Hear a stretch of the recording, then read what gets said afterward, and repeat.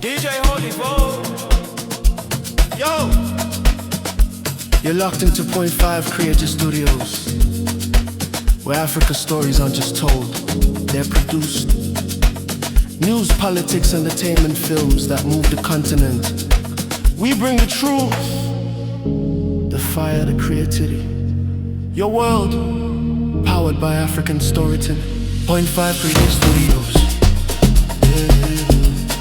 Point 5 Creative Studios. Point 5 Creative Studios. Point 5 Creative Studios. Point 5 Creative Studios. In the book, you say, you made me laugh. You're trying to see President Mugabe. You've made an appointment. You've been told you can come and see the man, and you're being stopped downstairs. And you're like, why am I being stopped downstairs? You then say to Mugabe when you got in that you're being stopped, and Robert Mugabe said, "Oh, those two are just overzealous and insecure handlers. They fear your growing influence and impact." And those two were Chiwenga and Mnangagwa. Talk to me about that. You see, these plotters have been plotting for a long time. Every time you get close to Mugabe, they were worried about that because they were thinking succession. So, although I was an outsider, just the fact that Mugabe had respect for me, had time for me, worried these people. To the extent that Mnangagwa tried to stop a meeting, an official meeting that Mugabe had called, by asking security people to stop. And I had to use, brute force to just push the security guy. I could have been shot and got in. And Mugabe laughed about it. He said, "Look, these are sycophants. They are worried about you getting close to me because they think influence comes from closeness." And so you find that they were manipulating the old man by access, limiting access from people. So Mugabe was very contemptuous of these people. But of course, I think he overstayed his welcome and then they outplayed him. But he was never impressed by them. And do you think, Robert Mugabe, in your closeness, you talk about your conversations with him, and in a way you're actually saying this is Robert Mugabe speaking from the grave. You say in the book that he had contempt for Joyce Mujuru. Without a doubt. Mugabe was a serious Machiavellian player. Joyce was just a place filler. Mugabe never thought of Mujuru as a successor. But of course, she thought she could be a shoe-in. But there was complete contempt. He was managing General Mujuru. So General Mujuru was a player. But he was a clever player because he didn't want a position. He wanted to be a kingmaker. So how do you pacify this man? Put the wife there. But he had no intention whatsoever to make this woman president. Did you ever get... So go ahead. I got the sense because of the conversations. Yeah. He was full of contempt. For example, when I laid into Mujuru in one meeting in the cabinet, he laughed and said, he didn't defend it. But read the book. Yes.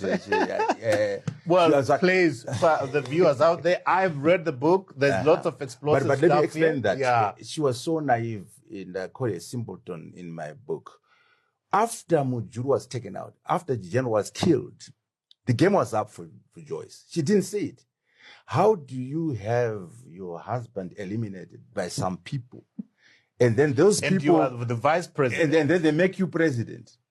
It's impossible. Once your husband is taken out by these guys, there's no way in hell they would make you president. Because what if you seek revenge? What if your children say, our father was taken out, now you are president? So the game was up for Joyce in 2011.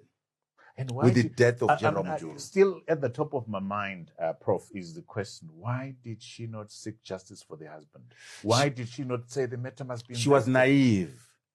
She was thinking, I can still get there. Let me rock the boat. Don't rock the boat. I might still become president. So I think justice for my husband is secondary. Wow. Let me wait for the prize. Wow. Naivety of the highest order. Wow. Values, principles. Zero. Values, principles. Zero.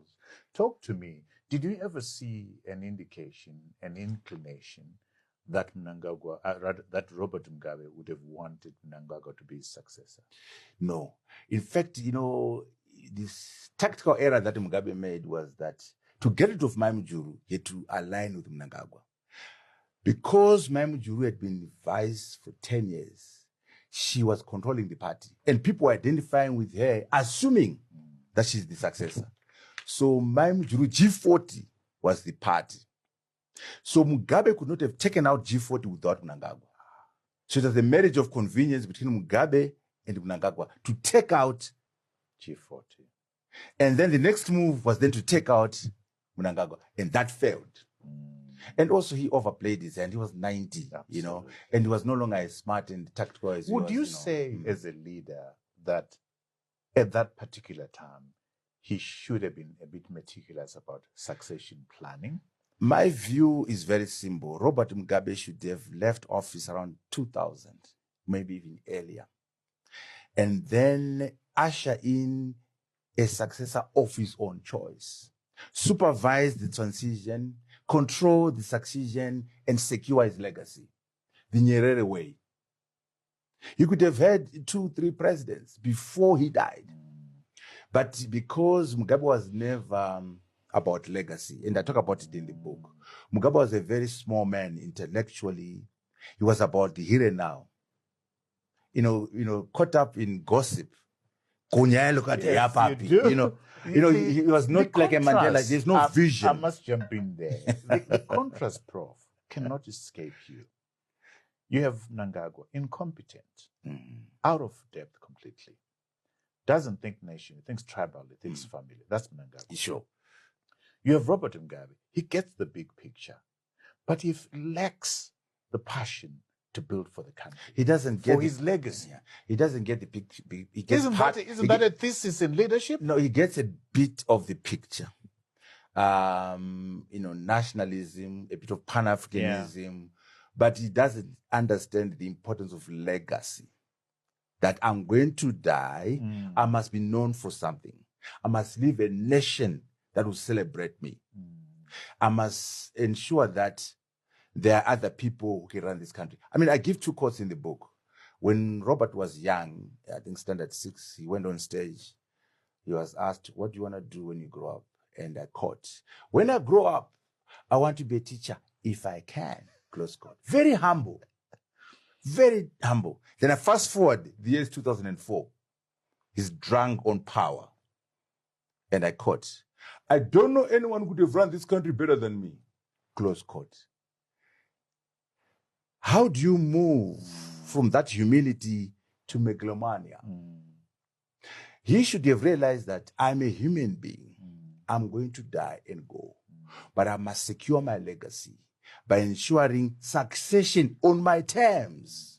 Supervise the succession, secure my legacy, and then check out after I have seen this. And also after I've written. Can you imagine Robert Mugabe from 1951 to Ghana, to 1960 when he joined NDP, to 1980, to 2017? That is a lot of history. He was in the front seat of Zimbabwean history, front seat of African history, not even a pamphlet. A travesty of justice. So legacy is about documentation. So he should have stepped down and also written his account of Fort Hare, his account of Ghana, his account of the 10 years in jail, his account of the liberation struggle in Mozambique, and his account of 37 years of running this country. That is legacy. He did not understand that.